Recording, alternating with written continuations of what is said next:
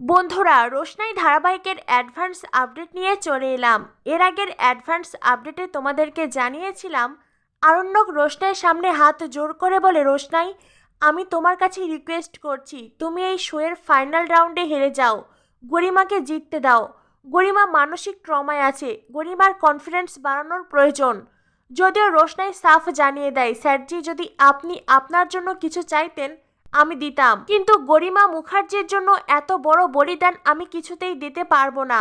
রোশনাই ওখান থেকে চলে যায়, কিন্তু আরণ্যকের কথা রাখে। ফাইনাল রাউন্ডে রোশনাই ইচ্ছাকৃতভাবে হেরে যায়, যদিও এই হেরে যাওয়ার মাঝেও রোশনাইয়ের জিত আছে, কারণ রোশনাইয়ের সাথে আছে হাজার হাজার লক্ষ মানুষের ভালোবাসা, রোশনাইয়ের ফ্যান ফলোয়ার্স, যারা রোশনাইকে ভোট দিয়ে এই ফাইনাল অবধি এগিয়ে এনেছে।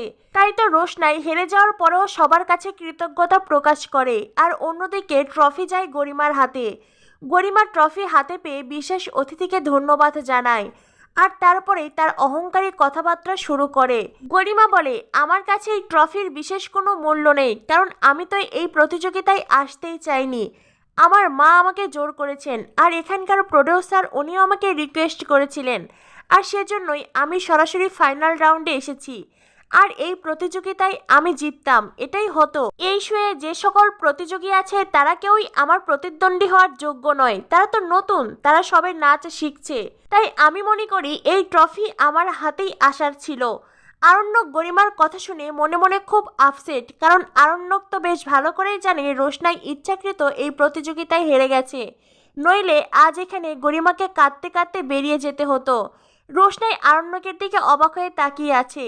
গরিমা যে ট্রফি হাতে পেয়ে ট্রফিকে মিনিমাম সম্মান জানাচ্ছে না, অথচ এই ট্রফিটা পাওয়ার জন্য রোশনাই কতটা লড়াই করেছে, অথচ শেষ প্রান্তে সে আরণ্যকের কথায় রোশনাই সেই ট্রফি গরিমাকে দিয়ে দিল। শুধুমাত্র আরণ্যকের কথা রাখতেই রোশনাই এত বড় একটা ত্যাগ করলো। রোশনাই কি কখনো আরণ্যককে ক্ষমা করতে পারবে? কিন্তু উপস্থিত অতিথিরা তারা গরিমার এমন অহংকারী কথাবার্তায় বেশ বিরক্ত, সকলে অবাক হয়ে তাকিয়ে আছে। এরকম একটা অনুষ্ঠানে এমন একজন গুণী শিল্পী, তার মুখ দিয়ে এসব কি কথা বের হচ্ছে? এই পুরস্কারের নাকি কোনো মূল্যই তার কাছে নেই। আরণ্যক বেশ ভালো করেই বুঝতে পারছে, আর যদি রোশনাই ইচ্ছাকৃত হার স্বীকার না করতো, গরিমার এই কনফিডেন্স থাকতো না। গরিমা তার ট্রফি আরণ্যককে উৎসর্গ করে, আর গরিমার হাজবেন্ড হিসাবে আরণ্যক মঞ্চে এগিয়ে যায়। রোশনাইয়ের সামনে দিয়ে গরিমার পাশে গিয়ে দাঁড়ায় আরণ্যক, আর রোশনাই আরণ্যকের দিকে তাকিয়ে থাকে। আজ এই দিনটা রোশনাইয়ের হওয়ার কথা ছিল, এই ট্রফিটা রোশনাইয়ের হাতে থাকতো। শুধুমাত্র আরণ্যককে দেওয়া কথা রাখতে গিয়ে রোশনাই তার গুরুজির মুখে হাসি ফোটাতে পারেনি তার শুভাকাঙ্ক্ষী আদিত্য কাপুরকে হাসাতে পারেনি এত লক্ষ জনতা যারা রোশনাইকে ভোট দিয়ে ফাইনাল অবধি এনেছে, তাদের মুখে হাসি ফোটাতে। রোশনাইয়ের এই আত্মত্যাগ আরণ্যক ঠিক কতদিন মনে রাখবে, সে নিয়ে মনে রয়েছে সংশয়। রোশনাই ওখান থেকে বেরিয়ে আসে। রোশনাই হাঁটছে, আর বারবার শুধু সেই একই দৃশ্য মনে পড়ছে। যেই ট্রফি রোশনাইয়ের পাওয়ার কথা ছিল, সেই ট্রফি এখন গরিমার হাতে। রোশনাইয়ের মন খুব খারাপ। তখনই রোশনাইয়ের সামনে এসে দাঁড়ায় আদিত্য।